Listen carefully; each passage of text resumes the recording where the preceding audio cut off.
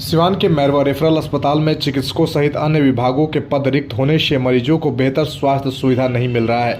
इधर स्वास्थ्य विभाग बेहतर स्वास्थ्य सुविधा का दावा कर रही है। इस अस्पताल में वर्षों से चिकित्सकों की भारी कमी है। चिकित्सक रिटायर्ड होते गए, लेकिन उनके जगह नए चिकित्सकों की बहाली नहीं हो पाई। वहीं वह नहीं आ पाए, जिससे गंभीर या दुर्घटनाग्रस्त मरीजों का प्राथमिक उपचार के बाद सिवान सदर अस्पताल भेज दिया जाता है। मैरवा रेफरल अस्पताल में प्रतिमाह ओपीडी में 3754 तो 493 आकस्मिक मरीज, 203 अंत कक्ष में मरीज इलाज कराने आते हैं। आए दिन अस्पताल में सुविधा बढ़ते गया, लेकिन स्वास्थ्य कर्मियों के अभाव में मरीजों को सुविधा नहीं मिल रहा है।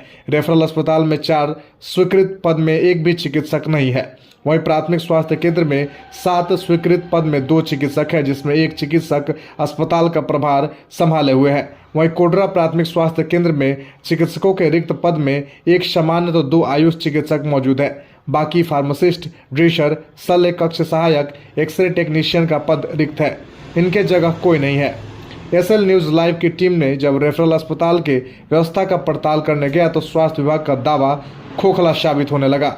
स्वास्थ्य विभाग सिर्फ कागजों में बेहतर स्वास्थ्य सुविधा मरीजों को मुहैया करा रही है। इस संबंध में प्रभारी चिकित्सा पदाधिकारी से पूछे जाने पर उन्होंने कहा कि चिकित्सकों और अन्य विभागों के रिक्त पदों को लेकर कई बार पत्र भेजा जा चुका है। वर्ष 2023 में प्रभारी रहे डॉक्टर प्रकाश कुमार ने चिकित्सकों की कमी को लेकर विभाग को 2 बार पत्र भेजा था, लेकिन विभाग के द्वारा कोई पहल नहीं किया गया।